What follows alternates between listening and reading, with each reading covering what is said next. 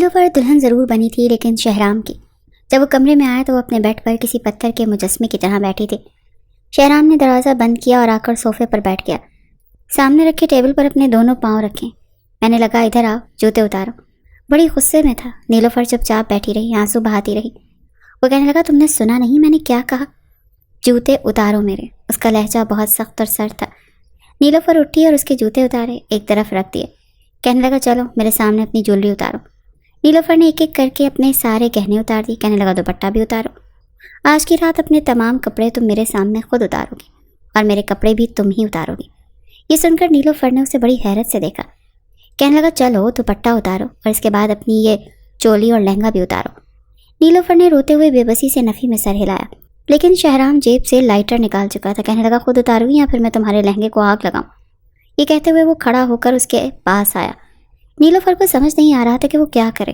جیسے شہرام نے لائٹر جلایا، اس کی چست چولی کے قریب لے کر گیا تو وہ بری طرح گھبرائی تھی۔ کہنے لگی خدا کے لیے ایسا مت کریں۔ وہ کہنے لگا تو پھر اتارو نا، مجھے تمہارے وجود پر لباس اچھا نہیں لگتا۔ یہ کہتے ہوئے اس کا ہاتھ نیلوفر کے لہنگے پر گیا تھا اور اگلے ہی لمحے لہنگا۔ ہیلو کزن، یہاں کیوں چھپ کر بیٹھی ہو؟ شہرام نے نیلوفر کو ٹیبل کے نیچے سے چھپ کر بیٹھے دیکھا تو جھک کر بولا۔ وہ بری طرح سے خوف زدہ ہوئی تھی۔ لائٹ بند تھی، پورا گھر اندھیرے میں ڈوبا ہوا تھا اور اس وقت اس بڑے سے بنگلے کے اندرونی حصے میں کوئی نہیں تھا سوائے شہرام، ملک اور نیلوفر کے۔ شہرام کی وجہ سے ہی وہ کچن میں رکھے گول میز کے نیچے چھپی تھی، اس کی حرکتوں سے خوف کھاتے ہوئے، لیکن وہ اسے ڈھونڈ چکا تھا۔ موبائل کی ٹارچ چلا کر اسے نیلوفر کہتا ہوا ڈھونڈ رہا تھا، لیکن وہ کچن کے گول میز کے نیچے چھپی ہوئی تھی۔ چلو کزن باہر آ جاؤ، اس طرح بھی اپنے کزن کو تڑپانا اچھا نہیں ہوتا، چلو نکلو باہر۔ نیلوفر کا تو جیسے سانس رکا تھا۔ شہرام بھائی پلیز، خوف کے مارے اس کی آنکھوں سے آنسو بہے تھے۔ نو نو مائی ڈیئر کزن، آج نہیں بخشوں گا، ایسا موقع مجھے دوبارہ مل ہی نہیں سکتا۔ اس وقت نیلوفر 12 سال کی تھی اور شہرام 18 سال کا۔ جلدی باہر آؤ، اس سے پہلے کہ گھر والے واپس آ جائیں، باہر آؤ جلدی سے۔ اس کا لہجہ کچھ سخت ہوا، آنکھوں میں ایک الگ سی چمک تھی۔ نیلوفر باہر نہیں آئی، تبھی زبردستی اس کی کلائی پکڑ کر اس نے اسے ٹیبل کے نیچے سے نکالا تھا اور پھر زبردستی اپنے ساتھ کمرے میں لے جانے کی کوشش کرنے لگا۔ پلیز مجھے چھوڑ دیں پلیز، وہ رو رہی تھی، منت کر رہی تھی، لیکن وہ اسے زبردستی کمرے میں لے جا چکا تھا اس سے پہلے کہ کمرے کا دروازہ بند کرتا۔ لاؤنج کا دروازہ بری طرح سے دھڑ دھڑایا گیا تھا۔ او شٹ! شہرام کو جیسے افسوس ہوا، پھر اس نے بازو سے کھینچ کر نیلوفر کو اپنے قریب کیا۔ دیکھو میری بات یاد رکھو، اگر تم نے زبان کھولنے کی کوشش کی یا کسی کو بھی کچھ بھی بتانے کی کوشش کی تو یاد رکھنا نیلوفر، میں تمہیں چھوڑوں گا نہیں۔ وہ آنکھیں نکالے اسے دھمکانے کی کوشش کر رہا تھا اور وہ ڈری سہمی نفی میں سر ہلا رہی تھی۔ آنسو تواتر سے بہہ رہے تھے۔ نہیں، میں کسی کو کچھ نہیں کہوں گی، بس مجھے چھوڑ دیں۔ شہرام کو کچھ تسلی ہوئی تھی، کہنے لگا گڈ، چلو جاؤ آنسو صاف کرو اور جا کر دروازہ کھولو۔ اگر موم ڈیڈ پوچھیں کہ میں کہاں ہوں تو کہنا تمہیں نہیں پتا، سمجھ رہی ہو نا میں نے تمہیں کیا کہا ہے؟ اس نے اس بات میں سر ہلایا۔ شہرام نے اس کا ہاتھ چھوڑ دیا۔ وہ جلدی سے باہر گئی، دوپٹے سے اپنے آنسو صاف کیا اور لاؤنج کا دروازہ کھولا تو سامنے اس کے تایا تائی کھڑے تھے۔ ابھی بھی اس کی سسکیاں بند نہیں ہو رہی تھیں۔ اس کی تائی کہنے لگی کیا ہوا ہے تمہیں؟ وہ کہنے لگی کچھ نہیں، اندھیرے سے ڈر لگتا ہے، لائٹ 1 گھنٹے سے بند ہے۔ اس کی تائی کہنے لگی تو تم شہرام کو کہنا تھا کہ جنریٹر چلاتا، چوکیدار کو تو چلانا نہیں آتا۔ لیکن نیلوفر دوپٹے سے اپنا پسینہ صاف کرنے لگی، کہنے لگی مجھے نہیں پتا شہرام بھائی کہاں ہیں۔ تمہارا بیگم کہنے لگی اچھا ٹھیک ہے میں اسے بلاتی ہوں۔ وہ شہرام شہرام کر کے پکارنے لگی تو شہرام کمرے سے باہر آیا۔ اس کے بال بکھرے ہوئے تھے، یوں جیسے سو رہا ہو۔ کہنے لگی اتنی گرمی میں تمہیں نیند کیسے آ رہی ہے؟ جنریٹر کیوں نہیں چلایا؟ وہ کہنے لگا پتہ نہیں، میں گہری نیند میں تھا، ابھی چلا دیتا ہوں۔ یہ کہتے ہوئے اس نے ایک تیکھی نظر نیلوفر پر ڈالی تھی جو اس کے دیکھنے پر ہی گھبرا جاتی تھی۔ دن بدن شہرام کی جرأتیں بڑھتی جا رہی تھیں۔ ایک بار نیلوفر سو رہی تھی جب اس کے پیروں پر دھیرے دھیرے انگلیاں رقص کرتی ہوئی محسوس ہوئیں۔ وہ فوراً سے اٹھی، دیکھا تو شہرام اس کے کمرے میں تھا۔ رات کا 1 بج رہا تھا اور وہ اس کے پاؤں کے پاس بیٹھا تھا، اس کے سفید شفاف پاؤں پر اپنے ہاتھ کی انگلیاں پھیر رہا تھا۔ اس نے جلدی سے اپنے پاؤں پیچھے کیے، نائٹ بلب جل رہا تھا۔ وہ کہنے لگی شہرام بھائی آپ یہاں پر کیا کر رہے ہیں؟ وہ کہنے لگا ڈیئر کزن، کیوں بھول جاتی ہو؟ بھائی نہیں ہوں میں تمہارا کزن ہوں۔ اس کا لہجہ بڑا مخمور تھا۔ نیلوفر کو عادت تھی رات کو اپنے بال کھول کر سونے کی۔ اس کے بال کھلے دیکھ کر شہرام بیڈ کے کنارے سے کھڑا ہو کر اس کے قریب آ گیا، پھر اس کے بالوں کو چھونے لگا۔ نیلوفر نے اس کا ہاتھ فوراً پیچھے کیا اور کہنے لگی آپ میرے کمرے میں کیا کر رہے ہیں؟ وہ بدحواس ہوئی تھی۔ وہ بڑی بے باکی سے کہنے لگا کہ ایسے ہی انگلش مووی دیکھ رہا تھا، اسے دیکھ کر کچھ ہونے لگا، بس اس کے لیے تمہارے کمرے میں آ گیا۔ بڑی ڈٹائی سے اس نے اپنی بات اسے بتائی تھی۔ جس قسم کی وہ انگلش مووی دیکھتا تھا اس سے نیلوفر واقف تھی، کیونکہ ایک بار اس کے کمرے میں چائے دینے گئی تو انگلش مووی کا ایک بے باک سین چل رہا تھا۔ हीरो हीरोइन का, वो भी बेडरूम सीन। एक नज़र पड़ते ही नीलोफर के हाथ से कप छूटते छूटते बचा था, लेकिन शहराम की बेशर्मी का ये आलम तक उसने सीन चेंज नहीं किया। कहने लगा, दरवाजे पर क्यों रुक गई? अरे आओ ना, यहाँ चाय रखो साइड टेबल पर। नीलोफर ने जैसे ही चाय रखी फौरन से बाहर निकल गई। रात के इस पहर वो उसके कमरे में था। नीलोफर के कमरे के दरवाजे पर नज़र पड़ी तो दरवाज़ा लॉक था। उसकी तो जैसे जान ही निकल गई थी। आप दरवाज़ा क्यों लॉक किया? नीलोफर बुरी तरह घबराई थी। वो उठकर बैठ चुकी थी। वो कहने लगा, क्योंकि मूवी में भी दरवाज़ा बंद था, पता है? उस मूवी में तुम्हारी उम्र की एक लड़की थी, बिल्कुल तुम्हारे जैसी, गोरी रंगत, खिलाफी आंखें और ये हसीन लंबे बाल। उसके बालों को छूते हुए कहने लगा, और फिर कहने लगा, तुम्हें पता है उसके बाल सुनहरी थे लेकिन तुम्हारे ब्राउन हैं। मैंने सोचा कि जब वो फिल्म में नज़र आने वाला लड़का अपनी हीरोइन के इतने पास आ सकता है, वो भी रात के अंधेरे में, तो एक कज़न होते हुए कम अज़ कम तुम्हारे गोरे शफाफ पाँव को तो मैं छू ही सकता हूँ। कैसा लग रहा था तुम्हें नीलोफर? नीलोफर उसकी बातें सुनकर रोने लगी। आप प्लीज़ मेरे कमरे से बाहर जाएं। ये कहकर वो खड़ी हो गई, मगर शहराम उसके पास आ गया। फिर कहने लगा, जा रहा हूँ कज़न, जा रहा हूँ। अभी तो मुझे तुम्हारे बड़े होने का इंतज़ार है, क्योंकि तब ज़्यादा मज़ा आएगा। ये कहकर वो उसके कमरे से बाहर चला गया और नीलोफर फूट फूट कर रोने लगी। वो कहने लगी, आई हेट हिम। पता नहीं ये शख्स मेरी ज़िंदगी से दूर क्यों नहीं चला जाता, ये मुझे बर्बाद कर देगा। ये कहते हुए वो रोने लगी। अब वो रात को अपना कमरा लॉक रखती थी। अगर ताई अम्मा कहीं बाहर जाती तो वो भी उनके साथ बाहर चली जाती। खाना खाने के दौरान शहराम उसे बुरी तरह घूर रहा था, लेकिन नीलोफर नज़रअंदाज कर गई। वो उसको कोई भी मौका नहीं देना चाहती थी जिससे कि शहराम उसे नुकसान पहुंचा सके। लेकिन रात को जैसे ही वो कमरे में जाने लगी, शहराम उसके पास से गुजरता हुआ कहने लगा, कुंडी मत लगाना वरना मुझसे बुरा कोई नहीं होगा। ये सुनकर नीलोफर डर गई, लेकिन फिर भी अपने कमरे में जाकर उसने कुंडी लगा ली। लेकिन वो नहीं जानती थी कि शहराम ने इस बार बहुत बड़ी चाल चली थी। वो खिड़की की कुंडियाँ खोल चुका था और रात को जब नीलोफर सो रही थी, वो आहिस्ता से खिड़की के जरिए कमरे में आया और उसके साथ लेट गया। जैसे ही नीलोफर को किसी ने छुआ, वो फौरन से हड़बड़ाकर उठ बैठी। अपने बराबर शहराम को लेटे देखा तो रोने लगी। वो जल्दी से उठकर खड़ी हो गई। वो कहने लगा, मुझसे बचने की कोशिश कर रही हो तुम? जानती हो ना कि तुम मुझसे बच नहीं सकती। तुम क्या समझती हो मॉम के साथ तुम बाहर चली जाओगी, रात को दरवाज़ों की कुंडियाँ लगाओगी, तो क्या मैं तुम तक पहुँच नहीं सकूँगा? मैं तुम तक बड़े आराम से पहुँच सकता हूँ। तुम मेरा कुछ नहीं बिगाड़ सकती। इससे पहले कि वो उसके करीब आता, नीलोफर ने चिल्लाना शुरू कर दिया। वो ज़ोर ज़ोर से चिल्लाने लगी। दरवाजे पर दस्तक होने लगी। शहराम तो बुरी तरह से बौखला कर रह गया था। उसे समझ नहीं आ रही थी कि वो क्या करे। इससे पहले कि वो खिड़की की तरफ जाता, नीलोफर ने दरवाज़ा खोल दिया। सामने शहराम के वालिदैन खड़े थे। शहराम को नीलोफर के कमरे में देखकर उन्होंने गुस्से से उसे देखा। वो कहने लगी, ताई अम्मा, मैं परेशान होकर रह गई हूँ। मैं कई बार शहराम भाई को कह चुकी हूँ मेरे पास मत आया करें, लेकिन ये पास नहीं आते। ये चुपचाप रात को मेरे कमरे में आते हैं और मेरे साथ। इतना कहने के बाद वो रोने लगी। एक ज़ोरदार थप्पड़ शहराम के वालिद ने उसके मुंह पर मारा था और उसका कान पकड़कर उसको उसके कमरे में ले गए। वो कहने लगी, तुम्हें शर्म नहीं आती?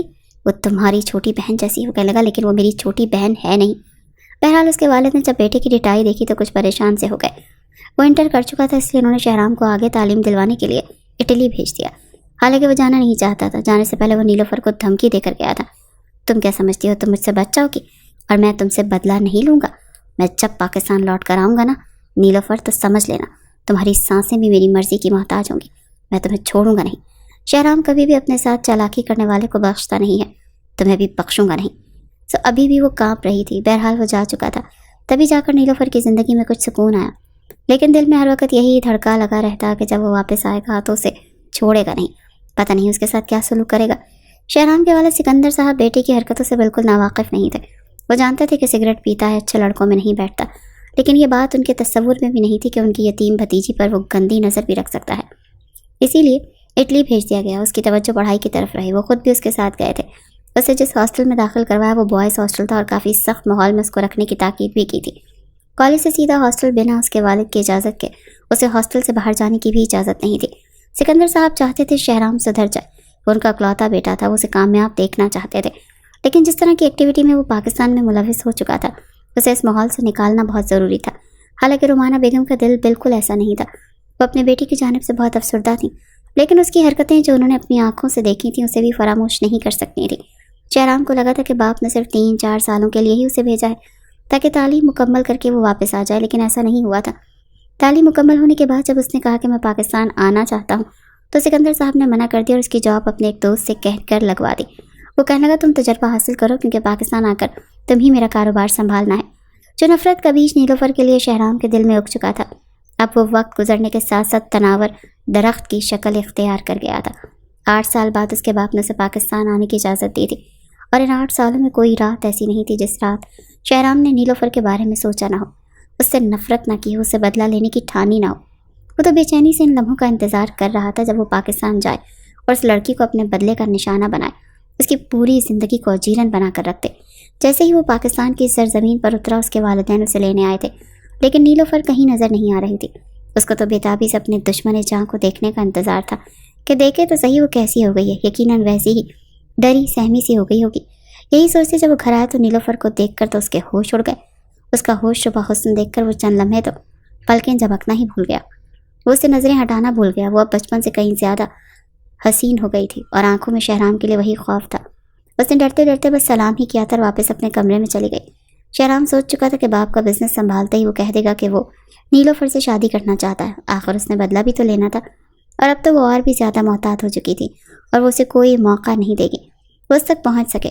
اسی لیے نکاح کا ڈھونگ تو شہرام کو ہر حالت میں رچانا تھا، لیکن وہ نہیں جانتا تھا کہ نیلوفر کا رشتہ اس کے آنے سے پہلے ہی طے کر دیا گیا تھا۔ یہ دھماکہ اس کے والدین نے رات کو اس کے سر پر کیا تھا۔ وہ کہنے کہ اچھا ہوا کہ تم بالکل صحیح وقت پر آئے ہو، 3 مہینے بعد نیلوفر کی شادی ہے۔ یہ سن کر شہرام بڑی حیرت سے اپنے ماں باپ کو دیکھ رہا تھا۔ کہنے لگا اتنی جلدی؟ اس کی ماں کہنے کی ہاں اتنی جلدی، اچھے رشتے روز روز تھوڑی آتے ہیں، ہم چاہتے ہیں کہ ہم اس کی ذمہ داری سے بھی آزاد ہو جائیں تاکہ پھر تمہارے بارے میں سوچیں۔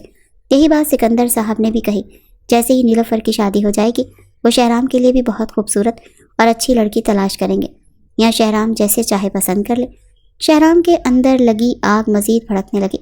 آدھی رات اس نے سگریٹ پی کر گزاری تھی۔ اس کی رگوں میں خون ابلنے کی حد تک جوش مار رہا تھا۔ 8 سال جس لڑکی سے اس نے شدید نفرت کی تھی، 8 سال جس لڑکی کے لیے اس نے بدلہ لینے کا پلان بنا رکھا تھا، وہ اتنی آسانی سے 3 مہینے کے اندر اندر کسی اور کی بیوی بن جائے گی، اور وہ ہاتھ ملتا رہ جائے گا؟ سوال ہی پیدا نہیں ہوتا۔ شہرام کی آنکھیں غصے کی وجہ سے سرخ تھیں۔ سگریٹ پی پی کے اس نے ایشٹرے بھر کے رکھ دیا تھا۔ دماغ بالکل معاف ہوتا ہوا محسوس ہو رہا تھا، اور دماغ کی تنابیں کھنچ رہی تھیں، اعصاب تن رہے تھے۔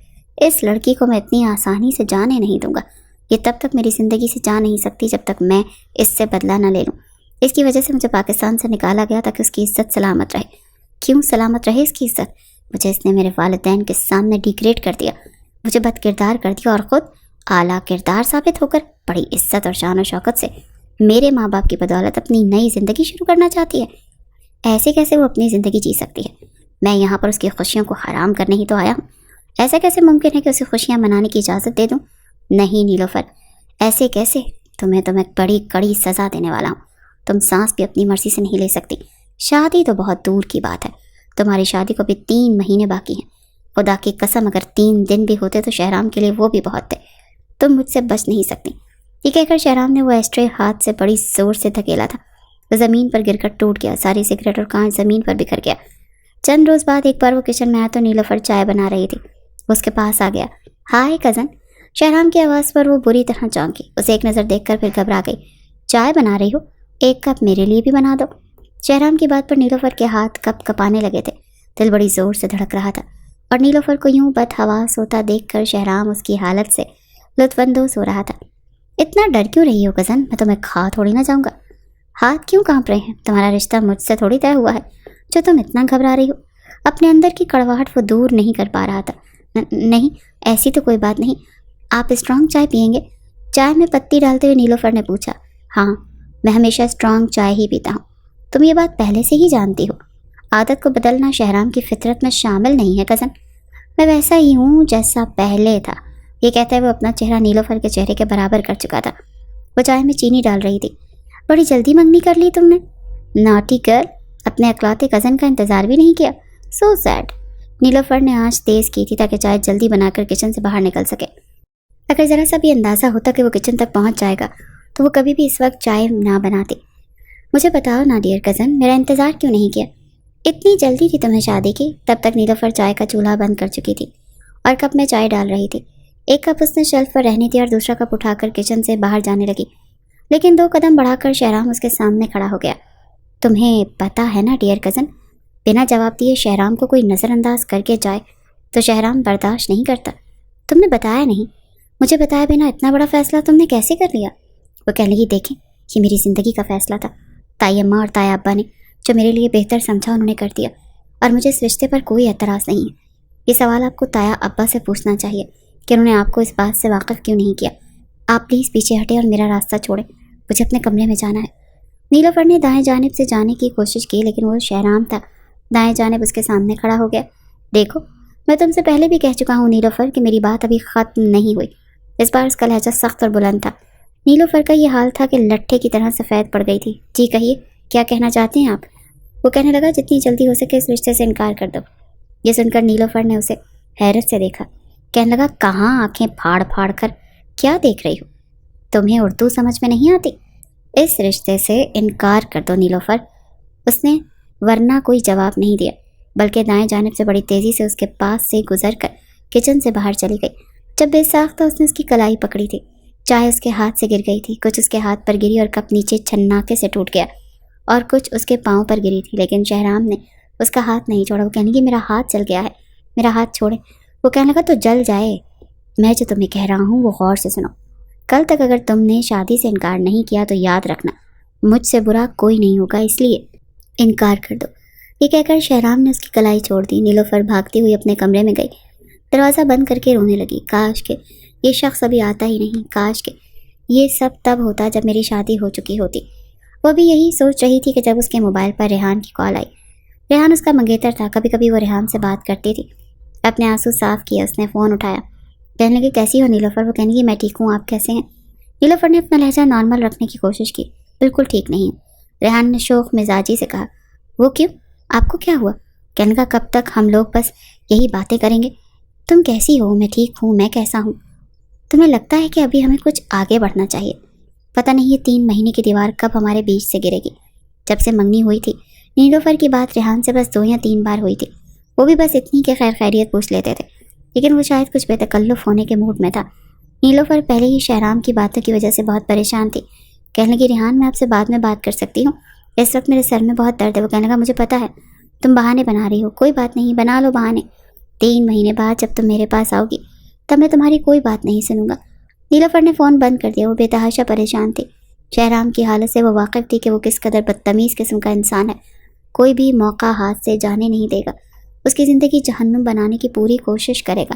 اس کا جی چاہ رہا تھا کہ کچھ ایسا ہو جائے کہ شادی کو جلدی ہو جائے، لیکن ایسا ممکن نہیں لگ رہا تھا. اس کے پاس بس ایک ہی حل تھا کہ دوبارہ اس کا سامنا شہرام سے نہ ہو. اب اس نے یہی کرنا شروع کر دیا. سکندر صاحب شہرام کو آفس لے جانے لگے. جب وہ واپس آتا تو نیلوفر اسے کہیں بھی نظر نہیں آتی. اس سے پہلے ہی وہ کھانا کھا کر اپنے کمرے میں بند ہو جاتی تھی، اور صبح تب نکلتی تھی جب شہرام اپنے آفس جا چکا ہوتا تھا. ویسے بھی آج کل وہ رومانہ بیگم کے ساتھ اپنی شادی کی شاپنگ میں مصروف تھی. دن یوں ہی گزرنے لگے اور شادی کو بس 1 ہفتہ رہ گیا، اور نیلوفر کچھ مطمئن سی ہو گئی کہ جیسے باقی کا وقت خاموشی سے گزر گیا، یہ ہفتہ بھی ایسے ہی گزر جائے گا. وہ ڈرائیور کے ساتھ شاپنگ کرنے گئی تھی کیونکہ رومانہ بیگم کی طبیعت کچھ ٹھیک نہیں تھی. وہ کافی تھکن کا شکار تھیں. وہ ڈرائیور کے ساتھ چلی گئی. شاپنگ کرنے کے بعد جب اس نے ڈرائیور کو فون کیا کہ وہ سامان لینے کے لیے آ جائے کیونکہ شاپنگ بیگ بہت زیادہ ہیں، تو کہنے لگا مجھے شہرام صاحب نے فارم ہاؤس بھیجا ہے، میں راستے میں ہوں، کافی دیر ہو جائے گی. وہ کہنے کی چلو کوئی بات نہیں، میں کیب لے لوں گی. جیسے ہی وہ مال سے باہر آئی، مال کے باہر سامنے شہرام اپنی گاڑی میں بیٹھا تھا اور اسے ہی دیکھ رہا تھا. شہرام کی گاڑی کو اور شہرام کو دیکھ کر وہ گھبرا گئی تھی. اس سے پہلے کہ وہ رکشے یا ٹیکسی کچھ بھی روکتی، شہرام گاڑی سے اترا اور اس کے پاس آ گیا اور اپنا ہاتھ بڑھایا. کہنے لگا لاؤ بیگ مجھے دے دو، میں ویسے بھی گھر جا رہا ہوں تو میں گھر چھوڑ دیتا ہوں. وہ کہنے کی نہیں، میں ٹیکسی میں چلی جاؤں گی. وہ کہنے لگا میں پاگل کا بچہ دیکھتا ہوں تمہیں، جو تمہیں یہاں پر لینے کے لیے آیا ہوں، بیٹھو گاڑی میں. لیکن وہ بہت گھبرا رہی تھی. کہنے لگی میں ٹیکسی میں چلی جاؤں گی، آپ زحمت مت کریں. اس کے اندر کہیں نہ کہیں ایک خوف موجود تھا. شہرام نے سارے بیگ پکڑے اور ساتھ میں اس کی کلائی پکڑی اور اسے گاڑی تک لے کر آیا تھا. کہنے لگا مجھے سمجھ آ گیا ہے کہ تمہاری شادی ریحان سے ہونی ہے. میں نے اپنے آپ کو اس چیز کے لیے تیار کر لیا ہے. تمہاری شادی کو 1 ہفتہ باقی ہے اور بس 1 ہفتے میں تمہارے ساتھ کچھ نہیں کروں گا. میں تمہیں گھر ہی لے کر جاؤں گا، کہیں اور نہیں. چلو بیٹھو گاڑی میں. بڑا نارمل انداز تھا اس کا. نیلوفر ڈرتے ڈرتے پیچھے بیٹھی تھی اور شہرام نے بھی اسے آگے بیٹھنے کے لیے نہیں کہا. شاپنگ بیگ بھی وہ پیچھے رکھ چکا تھا. گاڑی بند ہوئی. جیسے ہی گاڑی اس نے چلائی، مین روڈ سے وہ ایک سنسان سی سڑک پر گاڑی لے گیا. یہ دیکھ کر نیلوفر گھبرائی. وہ کہنے کی شہرام آپ مجھے کہاں لے کر جا رہے ہیں؟ وہ کہنے لگا شارٹ کٹ ہے، مجھے گھر جلدی جانا ہے. یہ کہنے کے بعد اس نے سامنے ٹیشو باکس سے ٹیشو نکالا اور کہنے لگا لو اپنا پسینہ صاف کرو. توبہ اتنی گرمی ہے اور گاڑی کا AC بھی خراب ہے. اسے سمجھ نہیں آ رہی تھی کہ شہرام کا رویہ ایک دم سے بدل کیسے گیا. اس نے جیسے ہی وہ ٹشو پکڑ کر اپنا پسینہ صاف کرنا چاہا، اس ٹشو کی تیز بو نے جیسے اس کے دماغ کو سن کرنا شروع کیا۔ جیسے وہ تیز بو اس کے ناک کے نتھنوں سے ٹکرائی، اس کو غنودگی سی ہونے لگی۔ کچھ ہی دیر بعد وہ اپنا سر بیک سیٹ پر ٹکا چکی تھی، لیکن مکمل بے ہوش نہیں ہوئی تھی، لیکن اتنی بھی قوت نہیں رکھتی تھی کہ اپنی آنکھیں خود سے کھول سکے۔ لیکن اس کا دماغ جاگ رہا تھا۔ اس کا دل چاہا کہ مین سڑک پر بھاگتی دوڑتی گاڑی کا دروازہ کھولے اور نیچے کود جائے، کیونکہ جانتی تھی کہ اب وہ اس کے ساتھ کیا کرے گا۔ جو کچھ اس کے ساتھ کرے گا یقیناً اس کے بعد وہ مرنے کی تمنا ہی کر سکتی تھی۔ بالکل مدہوشی کی حالت میں وہ آنکھیں بند کیے گاڑی کی پشت سے سر ٹکا لیتی ہے۔ جب 1 گھنٹے کی مسافت کے بعد گاڑی ایک گھر کے سامنے رکی، فوراً ہارن دینے پر کسی نے دروازہ کھولا۔ گاڑی اندر داخل ہو چکی تھی۔ پھر شہرام نے پچھلی نشست کا دروازہ کھولا، نیلوفر کو اپنی باہوں میں بھر لیا۔ وہ ہلکی ہلکی مزاحمت کر رہی تھی، اس کے سینے پر مکے مار رہی تھی، لیکن طاقت نہیں تھی، بس بے جان سے مکے تھے۔ نیلوفر یہ سن کر اسے دھکا دے کر دروازے کے پاس گئی تھی، مگر دروازہ باہر سے لاک تھا۔ وہ روتے ہوئے دروازہ بجانے لگی، کوئی ہے جو میری مدد کرے، خدا کے لیے کوئی مجھے اس شخص سے بچا لے۔ وہ پھوٹ پھوٹ کر رو رہی تھی۔ جانے من، یہاں کوئی نہیں ہے، بس شہرام ہے اور اس شہرام کی شرائط تم وہ پوری کر دو، تم باعزت گھر چلی جاؤ گی، لیکن دیکھو نکاح پوری رضامندی سے کرنا پڑے گا۔ تم مجھے نکاح کے بعد کسی عمل پر روک نہیں سکتی، اور میں رکوں گا بھی نہیں۔ شادی کی رات تمہاری یادگار بنا دوں گا، بائی گاڈ، تم چاہ کر بھی بھول نہیں پاؤ گی۔ تمہارا پورا وجود مجھ سے پناہ مانگے گا۔ آخر 8 سال کا حساب ہے کزن، 8 سال جس اذیت میں نے گزارے ہیں، وہ اذیت تمہارے پر بھی تو رقم کرنی ہے۔ اب جلدی سے بتاؤ کہ تمہارا کیا فیصلہ ہے، عزت سے میری ہونا چاہتی ہو یا بدنام ہو کر؟ چوائس تمہاری ہے سویٹ ہارٹ۔ بڑی مجنونی نظروں سے وہ نیلوفر کو دیکھ رہا تھا۔ دیکھو میں تم سے آخری بار پوچھ رہا ہوں، اس کے بعد دروازہ لاک کروں گا اور چلا جاؤں گا۔ یہ سن کر نیلوفر نے بے بسی سے اس کو دیکھا۔ ٹھیک ہے، تمہیں جس کو بلانا ہے بلا لو، میں نکاح کے لیے تیار ہوں۔ یہ سن کر وہ مسکرانے لگا، کہنے لگا گڈ کزن، بہت اچھا فیصلہ کیا ہے تم نے۔ یہ کہہ کر وہ کمرے سے باہر چلا گیا۔ پھر آدھے گھنٹے کے بعد آیا، کہنے لگا مولانا صاحب آ گئے ہیں، سر پر دوپٹہ لے لو۔ کچھ دیر بعد ایجاب و قبول ہوا اور وہ کسی پتھر کے مجسمے کی طرح اپنا آپ اس کو سونپ چکی تھی۔ نکاح ہوتے ہی وہ واپس کر لے گیا اور اپنے کمرے میں جاتے ہی نیلوفر نے دروازہ بند کیا اور پھوٹ پھوٹ کر رونے لگی۔ پتہ نہیں یہ اپنے آپ کو کیا سمجھتا ہے، اب میری زندگی جہنم بنا دے گا۔ میں نے تو صرف اپنی عزت بچائی تھی اور اس کی قیمت اس نے مجھ سے اس طرح سے چکائی ہے۔ اچھا ہوتا کہ میں اپنے والدین کے ساتھ ہی مر چکی ہوتی۔ نیلوفر بہت رو رہی تھی، بے تحاشا رو رہی تھی، جتنی اس کی خواہش تھی کہ اس شخص کے چنگل سے نکل جائے، وہ بری طرح اس میں پھنس چکی تھی۔ اب تو بچنے کا کوئی راستہ ہی نہیں تھا۔ ابھی تو ایک امتحان اور تھا، اسے رشتے سے انکار کرنا تھا۔ رات تک وہ اپنے کمرے سے باہر نہیں نکلی تھی۔ رات کو جب ملازمہ اس کو کھانے کے لیے بلانے آئی تو اسے تیز بخار تھا۔ ملازمہ نے باہر جا کر بتایا تو اس کی تائی کمرے میں آ گئی۔ تب وہ ہائے ہائے کر رہی تھی، آنکھیں رو رو کر سوج چکی تھیں۔ اس کی تائی اماں نے اسے زبردستی چائے بسکٹ کھلائے، پھر ڈاکٹر کے پاس بھی لے گئی۔ 2 دن بعد اس کی طبیعت کچھ بہتر ہوئی تھی۔ اس کی تائی کہنے لگی کہ شادی سے پہلے تم نے اپنا کیا حال کر لیا ہے لڑکی، دیکھو خود کو، رنگت تو دیکھو کیسی پیلی پڑ گئی ہے۔ میں پارلر میں بات کر لی تھی، جا کر اپنا فیشل کروا لو۔ وہ کہنے لگی کہ تائی اماں مجھے کہیں نہیں جانا۔ وہ کہنے لگی ارے ایسے کیسے نہیں جانا، 5-6 دن بعد تمہاری شادی ہے۔ وہ کہنے لگی مجھے یہ شادی نہیں کرنی، میں یہ شادی نہیں کر سکتی، آپ ان لوگوں کو منع کر دیں۔ یہ سن کر اس کی تائی اماں کو اس کی عقل پر شبہ ہوا تھا۔ وہ کہنے لگی کیوں نہیں کرنی؟ نیلوفر نے کہا بس مجھے نہیں کرنی، میرا دم گھٹ رہا ہے، میرا سانس رک رہا ہے، میں ریحان سے شادی نہیں کر سکتی۔ میں نے اسے کل ایک لڑکی کے ساتھ مال میں باتیں کرتے دیکھا تھا، مجھے لگتا ہے مجھے اس کا کسی کے ساتھ افیئر ہے، اس کے ساتھ شادی نہیں کر سکتی۔ اس کی تائی اماں کہنے کی دیکھو بیٹا، مرد ایسا کرتے ہیں، اتنی سی باتوں پر رشتے نہیں توڑے جاتے۔ میں ریحان کی والدہ سے بات کروں گی، وہ اسے سمجھا دیں گی۔ شادی سے پہلے لڑکے لڑکیوں سے باتیں کیا کرتے ہیں، شادی کے بعد سب کچھ ختم ہو جاتا ہے۔ وہ کہنے لگی نہیں، میں ایسے شخص سے شادی نہیں کر سکتی، خدا کے لیے آپ انکار کر دیں۔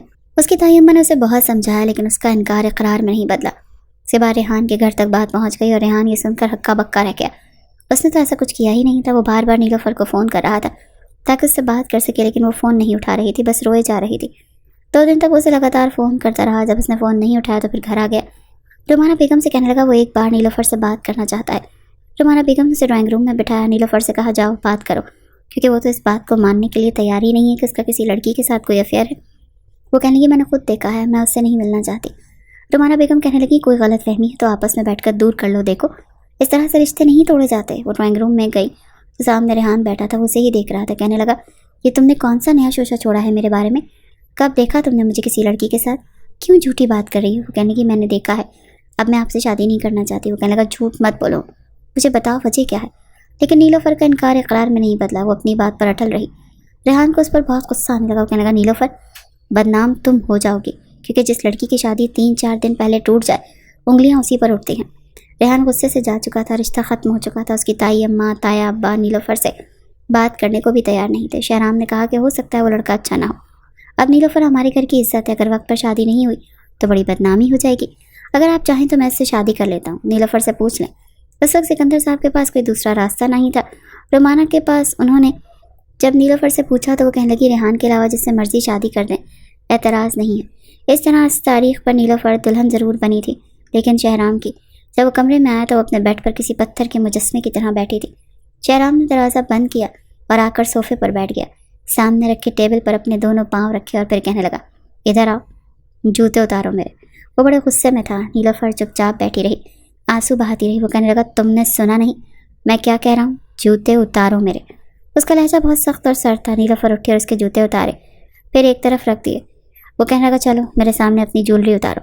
نیلوفر نے ایک ایک کر کے اپنے سارے گہنے اتار دیے۔ وہ کہنے لگا، دوپٹہ بھی اتارو، آج کی رات اپنے تمام کپڑے تم میرے سامنے خود اتارو گی اور میرے کپڑے بھی تم ہی اتارو گی۔ یہ سن کر نیلوفر نے اسے بڑی حیرت سے دیکھا۔ وہ کہنے لگا، چلو دوپٹہ اتارو اور اس کے بعد اپنی یہ چولی اور لہنگا بھی اتارو۔ نیلوفر نے روتے ہوئے بے بسی سے نفی میں سر ہلایا، لیکن شہرام جیب سے لائٹر نکال چکا تھا۔ کہنے لگا، خود اتارو گی یا پھر میں تمہارے لہنگے کو آگ لگاؤں۔ یہ کہتے ہوئے وہ کھڑا ہو کر اس کے پاس آیا۔ نیلوفر کو سمجھ نہیں آ رہا تھا وہ کیا کرے۔ جیسے ہی شہرام نے لائٹر جلایا اور اس کی چست چولی کے قریب لے کر گیا تو وہ بری طرح سے گھبرا گئی تھی۔ کہنے لگی، خدا کے لیے ایسا مت کریں۔ وہ کہنے لگا، تو پھر اتارو نا، مجھے تمہارے وجود پر یہ لباس اچھا نہیں لگتا۔ یہ کہتے ہوئے اس کا ہاتھ نیلوفر کے لہنگے پر گیا تھا۔ وہ گھبرا کر پیچھے ہٹی تھی، مگر شہرام نے اگلے ہی پل اسے چولی سے کھینچ کر اپنے قریب کر لیا تھا۔ اپنا توازن برقرار نہ رکھ سکی اور جا کر سیدھا شہرام کے سینے سے ٹکرائی۔ اس کے وجود سے اٹھنے والی خوشبو کو محسوس کر کے شہرام کی آنکھوں میں ایک عجیب سا نشہ اترا تھا۔ لائٹر اس نے ایک بار پھر جلایا اور دھیرے دھیرے اس کی چولی کی طرف لے کر جانے لگا۔ کیوں سویٹ ہارٹ، سمجھ نہیں آ رہی کہ میں کیا کہہ رہا ہوں؟ مجھے سیٹسفائی کرو، پھر سامنے خود کو ہر ایک چیز سے آزاد کرو، اور پھر جو میں کہتا جاؤں وہ تم کرتی جاؤ۔ چلو شاباش، میری شرٹ اتارنے سے شروعات کرو۔ شیروانی تو وہ خود ہی اتار کر رکھ چکا تھا۔ وہ اسے گھبرا کر دیکھ رہی تھی، آنکھوں سے آنسو بہ رہے تھے جب اگلے ہی پل وہ سخت لہجے میں بولا، کم آن، شرٹ اتارو میری۔ گھبرا کر اس نے اپنا ہاتھ اس کی شرٹ کی طرف کیا۔ اس وقت شہرام کا بدن تپ رہا تھا جیسے انگارہ ہو۔ کپ کپاتے ہوئے ہاتھوں سے اس نے اس کے بٹن کھولنا شروع کر دیے، یہاں تک کہ شرٹ پوری کھل چکی تھی۔ کہنے لگا، اتارو میری شرٹ۔ تو کپ کپاتے ہوئے ہاتھوں سے وہ اس کی شرٹ کو اتار چکی تھی۔ تو میں بالکل ہر ایک پردے سے آزاد کر کے وہ اپنی آنکھیں بند کر کے کہنے لگی، نہیں پلیز پلیز شہرام۔ اس سے آگے اور کچھ نہیں، مجھے شرم آ رہی ہے، میں یہ سب کچھ نہیں کر سکتی۔ مگر شہرام کہنے لگا، کیوں؟ شرم کیسی؟ ان شرموں کو دور کرنے کے لیے ہی تو تم سے نکاح کیا ہے میں نے، بیوی ہو میری، ہم میں کیسا پردہ؟ کوئی غیر تھوڑی۔ یہ کہہ کر اس نے اپنی شرٹ کو بیڈ کے نیچے پھینکا، ایک ہاتھ اپنی گردن پر مسلنے کے بعد دونوں ہاتھ سر کے پیچھے رکھ کر نیم دراز بیٹھ گیا۔ اس کے سامنے مجسمہ بنی تھی۔ جب کہنے لگا، چلو شاباش، شروع ہو جاؤ۔ کب کباتے ہاتھوں سے اس نے سب سے پہلے اپنے گھونگھٹ کو سر سے اتارا اور الگ کیا۔ بالوں سے پن اتارتے ہی لمبے گھنے بال اس کے بکھر کر کاندھوں پر پھیل گئے۔ کھلے بالوں اور روتی آنکھوں کے ساتھ وہ اس وقت اپنے شوہر پر قیامت ڈھا رہی تھی۔ اپنے لبوں پر زبان پھیر کر کہنے لگا، یہ حسن کتنا دل فریب ہے نا، آج میں اس حسن سے اپنے ہاتھوں سے ایسی ایسی گستاخیاں کروں گا کہ تمہاری سوچ ہے۔ وہ جن نظروں سے اسے دیکھ رہا تھا، نیلوفر دہل دہل کر کانپ رہی تھی۔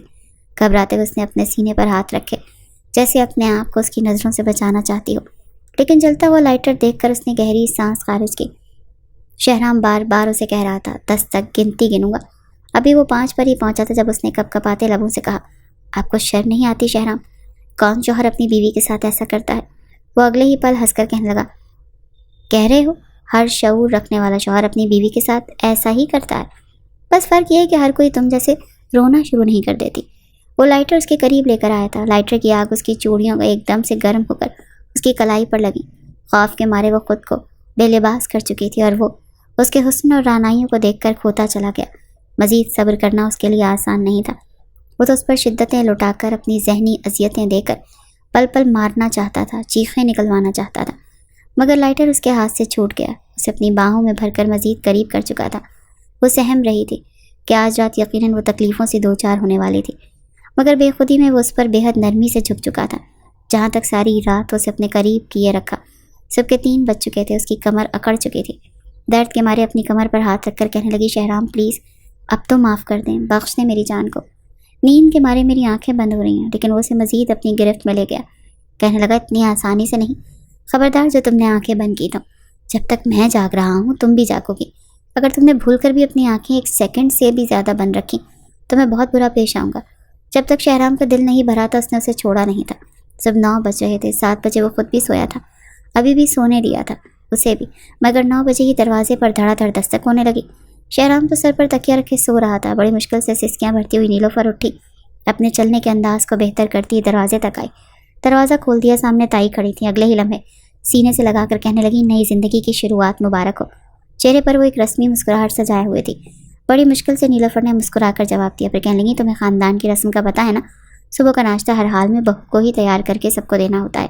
جانتی تو وہ تھی، پر سب لوگ بزرگ بچے تک اٹھ جائیں گے تو چلو کھیر بنانی ہے، حلوہ پوری تیار کرنی ہوگی، پھر کشمیری چائے، لچھے دار پراٹھے۔ ناشتہ جتنا عمدہ ہو اتنی ہی بہو کے سلیقے کا اندازہ ہوتا ہے۔ میری بہنیں اور کچھ مہمان بھی یہ ناشتہ کرنے کے لیے آئیں گے۔ ان کے خاندان کی یہی رسم تھی۔ نیلوفر کا تو پورا بدن ٹوٹ رہا تھا۔ کہنے لگی، ٹھیک ہے تائی اماں، آپ چلیں، میں آتی ہوں۔ اپنے دکھتے وجود کو اپنے ہاتھوں میں لے کر اس کی آنکھوں سے 2 آنسو ٹوٹے تھے۔ کھا جانے والی نظروں سے اس نے شہرام کو دیکھا تھا، جو آندھا لیٹا تکیے میں منہ دے کر سو رہا تھا۔ گزشتہ رات جس طرح وہ اس پر ٹوٹ پڑا تھا وہ کبھی بھی بھلانے والی بات نہیں تھی۔ پھر بھی ہمت کر کے اس نے جلدی سے پین کلر کھائی، کپڑے تبدیل کیے، ہلکی پھلکی چوڑی پہن کر نیچے چلی گئی۔ بار بار جمائیاں لیتی، آنکھیں بند کرتی ہوئی وہ کھانا تیار کر رہی تھی۔ ناشتے کی ٹیبل پر سبھی موجود تھے۔ جس طرح نیلوفر کی حالت ہو چکی تھی، آنے والی کچھ مہمان خواتین نے اسے دیکھ کر تنگ کرنے کے انداز میں کہا، ارے لڑکی کی آنکھوں میں جس طرح نیند اتری ہوئی ہے، لگتا ہے دولہے راجا نے پوری رات کمر سیدھی نہیں کرنے دی، دیکھو تو کیسے پیر گھسیٹ گھسیٹ کر چل رہی ہے۔ ان کی باتوں پر چہرہ سرخ ہو چکا تھا نیلوفر کا، مگر وہ بولی کچھ نہیں تھی۔ شہرام بھی کچھ دیر بعد آ چکا تھا، سب کے سامنے انتہائی شریف بن کر مزے لے کر ناشتہ کر رہا تھا، لیکن وہ اپنے سامنے ناشتے کو دیکھ کر ہی بے چین ہونے لگی۔ اس کا جی متلانے لگا۔ سبھی کھانے کی تعریفیں کر رہے تھے اور وہ اپنے منہ کے آگے ہاتھ رکھ کر کمرے کی طرف بھاگی۔ شہرام کے بھی ماتھے پر بل پڑ گئے۔ تیمن نے اسے اشارہ کیا تو وہ بھی اس کے پیچھے گیا۔ واش روم میں وہ الٹیاں کر رہی تھی اور وہ باہر کھڑا ہو کر ناک چڑھا رہا تھا۔ جیسے ہی وہ باہر نکلی تو چکرانے کی وجہ سے گرنے والی تھی۔ جب آگے بڑھ کر اس نے اسے باہوں میں تھام لیا، نگاہ دیکھ کر وہ دم ساکت پڑ چکا تھا۔ شہرام چہرے پر دبی دبی مسکراہٹ سجا کر کہنے لگا، کیوں محترمہ، اتنی جلدی اثر ہو گیا؟ بائی گاڈ، میں باپ تو نہیں بننے والا۔ اس کے منہ سے الفاظ سن کر اگلے ہی پل زوردار تھپڑ شہرام کی گال پر پڑا۔ زبان بند رکھو اپنی، فالتو بات مت کرو۔ وہ فوراً سیدھی ہوئی تھی۔ اس کے سامنے شہرام کی جلد بازی دیکھ کر وہ بولی، اچھا یہ تو مجھے کہہ رہی ہو، اپنے مجازی خدا کو؟ لگتا ہے رات والی سزا اتنی جلدی بھول گئی ہو۔ آج رات تو میں اس سے بھی ڈبل سزا دوں گا۔ ٹھیک ہے، اپنا حلیہ ٹھیک کرو، اپنا رویہ، سب کے سامنے مظلوم بننے کی ضرورت نہیں ہے۔ اگر تمہاری وجہ سے میری عزت پر کوئی بات آئی نا تو پھر دیکھنا۔ وہ جھڑک کر وہاں سے جا چکا تھا اور وہ اسے جاتا دیکھتی رہ گئی تھی۔ ولیمے کا فنکشن پھر خاندان بھر میں دعوتوں کا سلسلہ شروع ہونے لگا۔ ہر رات وہ تھکے ہارے وجود کو لے کر بستر پر لیٹتی تو شہرام اس کے ساتھ نئے نئے طریقے اپنا کر رومانس کرتا، ویڈیو چلا کر سامنے رکھ دیتا، جس طرح یہ لڑکی کر رہی ہے تم بھی ویسا ہی کرو۔ یہاں تک کہ ایک شام لیپ ٹاپ پر انگریزی مووی لگا کر بیٹھ گیا۔ جیسے ہی بے باک سین آیا تو وہ فوراً ہٹنے لگی، مگر وہ بازو سے کھینچ کر اسے اپنے قریب کر چکا تھا۔ کہنے لگا، دیکھو کیسے اپنے شوہر کو سیٹسفائی کر رہی ہے۔ اگر تم نے بھی میرے ساتھ ایسا نہ کیا تو پھر دیکھنا، حشر کے اوپر میں تمہارے شادی کو بھی اتنے دن گزر چکے اور وہ اسے سیٹسفائی کرتے کرتے تھک چکی تھی۔ ایک گہری سانس خارج کر کے کہنے لگی، اور کیسے کروں؟ جو کچھ کہتے ہیں مانتی تو ہوں، میری اپنی تو جیسے کوئی زندگی ہی نہیں رہی۔ میں آپ کے ہاتھ کی کٹ پتلی بن چکی ہوں۔ سارا دن میں یہاں آپ کے ساتھ گھر کے کاموں میں پھر لگی رہتی ہوں۔ آپ آتے ہیں، سب کے ساتھ بات چیت کرتے ہیں، ہنستے ہیں، مسکراتے ہیں، اور میرے ساتھ کمرے میں آتے ہی بس آپ کی زبان پر ایک ہی بات ہوتی ہے کہ کپڑے اتارو۔ اگر نہ مانوں تو دھمکیاں دیتے ہو، اگر مان لوں تو پوری رات اذیت سے 2-4 کرتے ہو۔ کسی روز میں تنگ آ گئی نا تو اپنے ہاتھوں سے اپنی جان لے لوں گی اور اپنے خون سے دیواروں پر لکھ جاؤں گی کہ مجھے مارنے والا کوئی اور نہیں بلکہ میرا شوہر ہے شہرام۔ وہ چپ چاپ اس کی باتیں سنتا رہا، پھر کہنے لگا، اچھا مجھے یہ بتاؤ، پہلے خون سے دیوار پر لکھ کر جاؤ گی، جب مرنے کے بعد تمہاری روح دیوار پر لکھے گی؟ اتنا سب کچھ کرنے کی ضرورت نہیں ہے، اتنا ہی مرنے کا شوق ہے تو مجھے موت دو، میں مار دیتا ہوں، ایسی مار ماروں گا کہ یاد رکھو گی۔ وہ جو کسی طرح اس کے چنگل سے نکلنا چاہتی تھی، اسے بیڈ پر پٹک کر وہ خود اس پر حاوی ہو چکا تھا، یہاں تک کہ 2 آنسو نیلوفر کی آنکھوں سے نکل کر بہنے لگے۔ شہرام اس کی بہتی آنکھوں سے آنسوؤں کو لبوں سے چومنے لگا۔ وہ تو جیسے ہی تھا کہ اس کے رونے کی پرواہ کیے بغیر اس پر اپنی خواہشیں لٹاتا، لیکن نہ جانے کیوں آج اسے اس پر رحم آ چکا تھا۔ جھٹک کر چھوڑ کر گیا، اللہ کے لیے جاؤ، سو جاؤ، مر جاؤ، کسی کام کی نہیں ہو تم، جب دیکھو شکل پر 12 بجے بیٹھا ہی رہتی ہو۔ اگلے 2 دن تک وہ اس کے قریب نہیں آیا تھا۔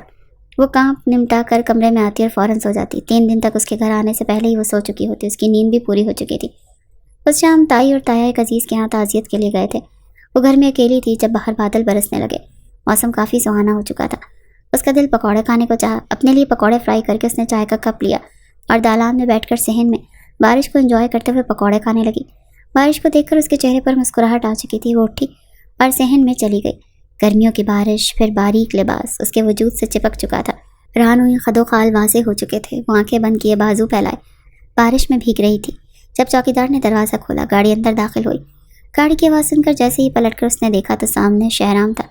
پہلی نظر ہی جب اس کی نیلوفر پر پڑی تو آنکھیں جھپکنا بھول چکا تھا، مگر نیلوفر خود کو چھپاتی کمرے کی طرف بھاگی۔ اس بات نے اسے مشتعل کر دیا۔ وہ غصے میں اس کے پیچھے ہی گیا تھا جو واش روم میں گھس چکی تھی۔ جلدی سے کپڑے بدلنے لگی، مگر واش روم کے دروازے پر دھڑا دھڑ دستک ہونے لگی۔ دروازہ کھولو، کس کی اجازت سے اندر آئی ہو؟ بارش میں نہا رہی تھی نا، میں نے تمہیں اجازت دی تھی کہ نہاؤ۔ یہ کیا اصول ہے نیلو؟ اور بی کھولو دروازہ ورنہ میں دروازہ توڑ دوں گا۔ وہ گھبرا کر کہنے لگی، شہنام میں کپڑے چینج کر رہی ہوں، تھوڑی دیر رکیں۔ مگر اگلے ہی پل اس نے دروازے پر زور سے مکہ مارا۔ نہ جانے کیسے دروازہ کھل چکا تھا۔ سامنے وہ اپنے آپ کو بمشکل چھپانے کی کوشش کر رہی تھی۔ جب آگے بڑھ کر اس نے شاور کھول دیا، دونوں ہی پانی میں بھیگ رہے تھے اور وہ اس کے سینے میں چھپی ہوئی تھی۔ شہرام پلیز نہیں کیجیے، مگر اسے شاور کے نیچے کھڑا کر کے خود پیچھے ہٹ چکا تھا۔ کہنے لگا، بہت شوق ہے نا بارش میں نہانے کا، اب نہاؤ نا میرے سامنے، یہی تمہاری سزا ہے۔ جب تک میں تمہیں دیکھ دیکھ کر تھک نہیں جاتا تب تک تم پانی میں بھیگتی رہو گی۔ مسلسل 1 گھنٹے سے وہ پانی میں بھیگ رہی تھی۔ جسم پر جھریاں آنے لگی تھیں۔ پانی ٹھنڈا ہونے کی وجہ سے وہ کپ کپا رہی تھی، مگر سامنے بیٹھے شخص کو اس پر رحم نہیں آیا۔ وہ تو جیسے خود کو اس پر حکمران سمجھ رہا تھا۔ نظریں سر سے پیر تک گردش کر رہی تھیں۔ جب نیلوفر بے ہوش ہو کر گر گئی، آگے بڑھ کر شہرام نے اسے اٹھایا۔ اپنے ہاتھوں سے اس نے اسے چینج کرایا اور بیڈ پر لٹا دیا۔ بخار اور سردی سے وہ کانپ رہی تھی، بار بار یہی کہہ رہی تھی، شہرام مجھے ٹھنڈ لگ رہی ہے، پلیز مجھے معاف کر دیں، میں آپ کے پاؤں پڑتی ہوں، خدا کا واسطہ مجھ پر رحم کریں، مجھے کچھ مت کریں۔ وہ رو رہی تھی، بے ہوشی میں بھی پھوٹ پھوٹ کر رو رہی تھی، خوف کھا رہی تھی۔ یہی لمحہ تھا جب شہرام کے وجود کو ایک جھٹکا سا لگا۔ اس کا ضمیر اسے ملامت کرنے لگا۔ نفرت اور ضد کی آڑ میں اس لڑکی کو تکلیف پہنچانے کے لیے کس حد تک آگے بڑھ چکا تھا، اس کا احساس اسے آج ہوا تھا۔ دوا دینے کے بعد اس کے سرہانے بیٹھ گیا۔ 3-4 گھنٹے لگے تھے۔ جب وہ نارمل ٹیمپریچر پر آئی تھی، گہری نیند میں سوئی دیکھ وہ بھی پاس ہی لیٹ چکا تھا۔ اگلی صبح جب شہرام کی آنکھ کھلی تو بیڈ خالی تھا۔ اس نے نیلوفر کو آواز دی۔ جب دیکھا تو نیچے اس کے ماں باپ آ چکے تھے اور وہ کچن میں کھانا بنا رہی تھی۔ پہلے سے کافی کمزور لگ رہی تھی۔ کچن میں جا کر وہ کہنے لگا، یہاں کیا کر رہی ہو تم؟ طبیعت ٹھیک نہیں ہے تمہاری، کمرے میں جاؤ، ملازمہ بنا لے گی۔ مگر وہ اپنا ہاتھ چھڑا چکی تھی۔ نہیں، ان سب کی ضرورت نہیں، اس گھر میں اسی لیے تو ہوں میں، سارا دن سب کی خدمت ہی کروں، کھانے بنا کر کے لاؤں، رات کو بستر پر آپ کو سیٹسفائی کروں۔ قبول کر لیا ہے میں نے سب کچھ، مگر یاد رکھیے گا، نیلوفر بد دعا نہیں دیتی، مگر اس کی سسکیاں آپ کو برباد ضرور کریں گی۔ شہرام کو چپ لگ چکی تھی۔ وہ باہر آ چکا تھا۔ اس لڑکی کو یوں خاموش دیکھ کر اسے بے چینی ہونے لگی۔ رات کو جب وہ کمرے میں آئی تو اپنے ہاتھوں سے خود کو ہر ایک پردے سے آزاد کرتی جا کر شہرام کے سامنے بیٹھ گئی کہ کر لیجئے جو کرنا ہے، بتائیے کیا کروں، اپنا آپ کس طرح آپ کو سیٹسفائی کروں۔ اس کی آنکھوں میں آج کوئی خوف نہیں تھا۔ شہرام نے اگلے ہی پل اس سے نظریں پھیر لیں اور بستر پر پڑا دوپٹہ اس کی جانب اٹھایا۔ پاگل مت بنو، ڈھکو خود کو، میں صرف اور صرف تمہیں پریشان کرنے کے لیے، اذیتوں سے دوچار کرنے کے لیے یہ سب کچھ کرنے کا کہتا تھا، جبکہ حقیقت میں مجھے تمہارے اس وجود میں کوئی دلچسپی ہی نہیں ہے۔ سنا تم نے؟ تمہیں لگتا ہے میں تمہاری سفید چمڑی پر مرتا ہوں؟ مجھے لڑکیوں کی کمی نہیں، سمجھ میں آیا؟ میں چاہوں تو اسی کمرے میں تمہارے سامنے 2 لڑکیوں کے ساتھ رومانس کر سکتا ہوں، اور تم چاہ کر بھی مجھے روک نہیں سکتے۔ وہ طنزیہ ہنس کر کہنے لگی کہ اچھا چلیے کر کے دیکھ لیجیے۔ وہ کہنے لگا، تو مجھے چیلنج کر رہی ہوں نیلوفر؟ کہنے لگی، نہیں، کھلی اجازت دے رہی ہوں، کر کے دیکھ لیجیے۔ شہرام کو لگا تھا جیسے اس کی دھمکیاں اس پر کام کریں گی، پہلے کی طرح ڈر کر کانپے گی، روئے گی، اس کے سامنے گڑ گڑائے گی، مگر وہ لڑکی تو بالکل بے خوف ہو چکی تھی۔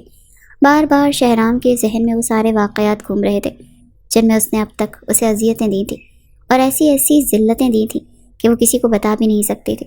اندر ہی اندر اس کا دل اسے ملامت کر رہا تھا۔ وہ اس وقت رنگ روڈ پر موجود تھا، گاڑی نارمل سپیڈ پر تھی، ذہن میں وہ مناظر چل رہے تھے جب اس نے اسی بہانے سے باہر بلایا تھا اور وہ بے ہوش ہو کر گر چکی تھی۔ ایک دم سے اس نے گاڑی کو بریک لگائی۔ یہی اس کی سب سے بڑی غلطی تھی، کیونکہ پیچھے سے آنے والی گاڑی نے اس کی گاڑی کو ٹکر مار دی۔ اتنا ہی نہیں، ایک ساتھ 15 گاڑیاں آپس میں ٹکرائیں۔ لاؤنج میں تائی امی نیوز چینل لگا کر بیٹھی تھی جب اچانک ہیڈ لائن چلی کہ لاہور رنگ روڈ پر ایک بہت ہی خطرناک افسوسناک حادثہ پیش آ گیا ہے۔ نیلوفر بھی وہی موجود تھی جب ایک کیمرہ مین نے گاڑی کی طرف کیمرہ گھمایا۔ 3 گاڑیاں بالکل تباہ ہو چکی تھیں۔ تبھی ایک نمبر پلیٹ پر اس کی نظر پڑی۔ یہ گاڑی تو شہرام کی تھی۔ وہ گھبرا کر اٹھی۔ تائی امی، یہ گاڑی تو شہرام کی ہے، نمبر پلیٹ شہرام کی گاڑی کا ہے۔ دونوں ہی گھبرا چکی تھی۔ تبھی فون پر رنگ ٹون بجنے لگی۔ شہرام کا ایکسیڈنٹ ہو چکا تھا۔ دیوانہ وار وہ سب اسپتال کی طرف بھاگ گئے۔ بار بار یہ خبریں آ رہی تھیں کہ 25 کے قریب لوگ اس حادثے میں زخمی ہوئے ہیں، جن میں سے 12 کی موت واقع ہو چکی ہے۔ یہ سن کر ہی ان کے پیروں تلے سے زمین نکل گئی تھی۔ نیلوفر اس وقت کو پچھتا رہی تھی جب اس نے بد دعا جیسے الفاظ شہرام کے لیے نکالے تھے۔ تیمم اور تیبو کا رو رو کر برا حال تھا۔ اسپتال میں مرنے والوں کو سب سے پہلے دکھایا گیا۔ اس پر تو قیامت گزر چکی تھی، ان میں شہرام نہیں تھا۔ تبھی ایک ڈاکٹر نے بتایا کہ شہرام اس وقت ICU میں ہے۔ اس کی ٹانگ کی ہڈی فریکچر ہوئی ہے، دماغ میں بھی چوٹیں آئی ہیں، آپ دعا کیجیے۔ روتے روتے وہ سبھی دعا مانگ رہے تھے۔ ٹھیک 2 دن ان پر کسی قیامت سے کم نہیں گزرے تھے۔ 2 دن بعد ہی وہ ہوش میں آیا تھا۔ وہ خطرے سے باہر تھا۔ سب سے پہلے تایمی اور تایا ابوس سے ملنے کے لیے گئے۔ وہ اٹک اٹک کر ان سے بول رہا تھا، آنکھوں میں آنسو تھے، مگر ان 2-3 ملاقاتوں میں نیلوفر ایک بار بھی نہیں آئی تھی۔ دل میں وہ شدید شرمندہ تھا، اس کا تو بس نہیں چل رہا تھا۔ وہ نیلوفر کے قدموں میں گر کر معافی مانگے۔ بڑی مشکل سے آکسیجن ماسک منہ سے ہٹا کر اپنی ماں سے بولا، امی نیلو کدھر ہے؟ کیا وہ نہیں آئی؟ تیمی کہنے لگی، آئی ہے، باہر بیٹھی ہے، تمہاری صحت یابی کے لیے قرآن پاک پڑھ رہی ہے۔ شہرام کے کہنے پر نیلوفر کو اندر بلایا گیا۔ وہ جب اندر اس کے سامنے پہنچی تو کپ کپاتے ہوئے ہاتھوں سے اس نے اپنے ہاتھ جوڑے تھے۔ کہنے لگا، نیلوفر، میں موت کو اپنے سامنے بے حد قریب سے دیکھ کر آیا ہوں، اور جانتی ہوں آخری خیال کیا تھا؟ صرف تم تھی۔ میں تمہارے بارے میں سوچ رہا تھا۔ مجھے لگا شاید میں تم سے معافی مانگنے سے پہلے ہی مر جاؤں گا، لیکن شاید یہ دوسری زندگی مجھے اس لیے ملی ہے۔ تمہاری دعائیں تھیں جو مجھے واپس لے آئیں۔ وہ دونوں ہاتھ جوڑ رہا تھا، مگر نیلوفر نے فوراً سے اس کے ہاتھ پکڑ لیے۔ کہنے کی، نہیں، پلیز معافی مت مانگیں، آپ کو اس وقت ڈاکٹر نے بولنے سے منع کیا، آپ چپ رہیں۔ 1 ہفتہ اسپتال میں رہنے کے بعد وہ گھر آ چکا تھا۔ نیلوفر نے جس طرح سے اس کی خدمت کی، وہ تو الٹا شرمندہ ہو چکا تھا۔ وہ سوچ رہا تھا وہ اس کے ساتھ اب تک کیا کرتا آیا اور اس نے کیا کیا۔ حالانکہ وہ اسے اس وقت محتاج دیکھ کر اپنے بدلے اتار سکتی تھی، لیکن وہ تو اس کے مانگنے سے پہلے ہی اسے ہر ایک چیز دیتی تھی۔ اسے نہلاتی، کپڑے چینج کرواتی، بالوں کو وہی سجاتی جیسے وہ خود کیا کرتا تھا۔ اس روز وہ نیلوفر کے ساتھ ہی اسپتال گیا تھا۔ جب ڈاکٹر نے اس کے بازو سے بینڈیج اتارا، وہ پہلے سے کافی بہتر ہو چکا تھا، مگر ابھی بھی شرم کے مارے نظریں نہیں اٹھا سکتا تھا۔ اس حادثے نے اسے کافی بدل دیا تھا۔ چپ چاپ بیٹھا رہتا، اپنے کام کرتے ہوئے نیلوفر کو دیکھتا تو کہنے لگتا، نہ کیا کرو، نوکر نہیں ہو تم میری، جاؤ، میں اپنا کام خود کر لوں گا۔ مگر وہ یہی کہتی، بیوی ہوں آپ کی، یہ سب کچھ مجھ پر فرض ہے۔ ویسے بھی آپ نے جو کچھ میرے ساتھ کیا تھا، میں وہ سب کچھ آپ کو معاف کر چکی ہوں، بس اللہ تعالیٰ نے آپ کو ہدایت دے دی، وہی کافی ہے۔ جتنی اذیتیں آپ نے اس وقت کاٹی ہیں، یقیناً ان تکلیفوں سے کہیں زیادہ تھیں جو میں نے محسوس کی تھی۔ دھیرے دھیرے رشتہ بحال ہونے لگا، مگر اب اس رشتے میں کسی طرح کی کوئی الجھن یا رنجش نہیں تھی۔ دونوں ہی ایک دوسرے کے لیے اپنے دل میں محبت محسوس کرنے لگے تھے، اور اس بار شرم نہیں تھی، بلکہ محبت کا ہاتھ نیلوفر نے بڑھایا تھا، اور دونوں اپنی زندگی میں آگے بڑھ چکے تھے، ہنستے مسکراتے، تلخ یادوں کو چھوڑ کر اپنی نئی زندگی کا آغاز کر چکے تھے۔